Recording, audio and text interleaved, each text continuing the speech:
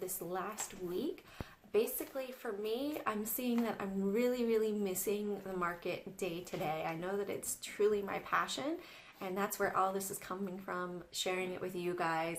You know, on Monday I got to watch a little bit. Tuesday was dominated by doctor's appointments. Wednesday was busy again. Thursday our daughter was fussy. Friday she was fussy too, until about noon when I could start watching. So I'm seeing that I'm really missing the activity of the market and watching it day to day in the mornings every time.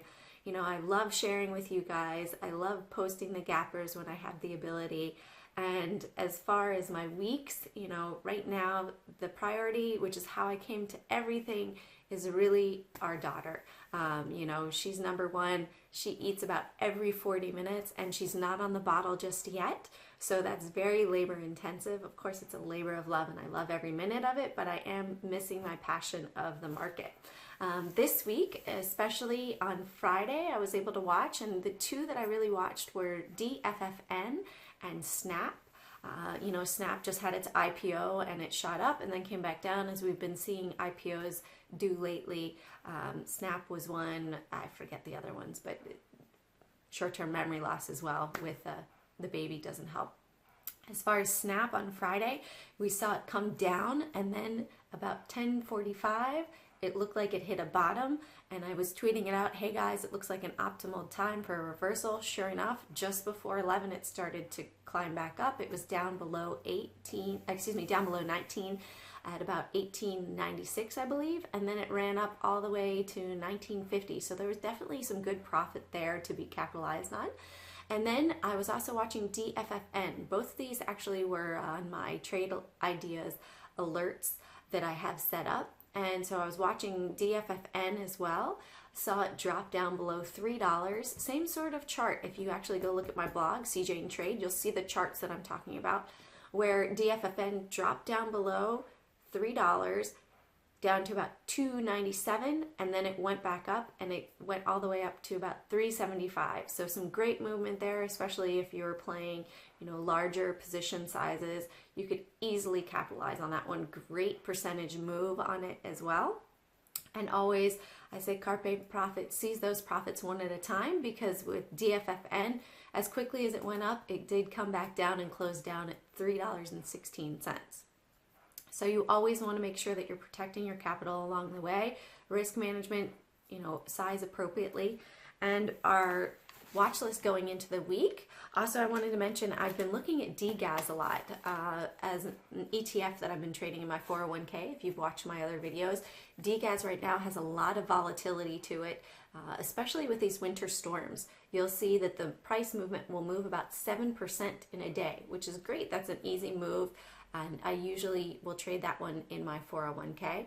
And you'll see that DGAS has also been at a high, the price of natural gas has been at a high close to where it was back in 2014. So it looks like we're somewhat coming off of that high, because they do have a lot of producers that are trying to bring the price down, which is resulting in, you know, a surplus of natural gas supplies.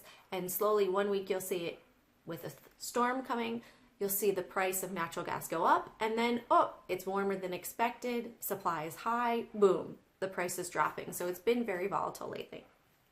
Going into the watch list for the week, the longs that I have are NTIC above 1930, call above 890, and this one has about 27% short float on a lower float stock, so that one does have some price movement availability to it, and it's hitting a new 52-week high.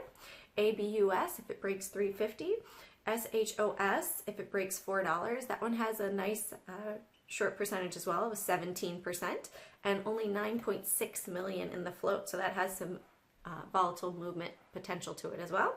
And BCOV if it breaks 930. Now on the shorts, for some reason I was able to find more shorts this week. I have about 7. ESPR if it breaks down through 20. AAMC if it breaks down through 60. Now with AAMC, be careful, because it really does have a small float of 716,000. So as you saw on Friday, there was a big drop in the price, Once again, that drop can move extremely quickly one way or the other depending on the volume of the demand, or if people are trying to unload it. So if people are unloading it, it's going to drop quickly. 60 looks like a support level that once that's broken, it's going to drop pretty quickly because there's probably going to be stops in there that people are just going to start selling off. Vice versa, if it goes up, it can easily run up quickly as well, $3-4. LXU, if it breaks down through 850. OMER, if it breaks down through 1050. MG, if it breaks through $20. INTL, if it breaks through 36. And MOFG, if it breaks down through 34. As far as the book, I do have my publisher picked out. I do have the title picked and working on the formatting of the formal pages in the front of the book. And then the editing will occur and we will be off to publication. I cannot wait to share it with you guys. It's very, very exciting. If you want to email me any questions or you want to be added to the pre-order list for the book, shoot them on over to carpeprofit@gmail.com. Thanks guys and have a great week.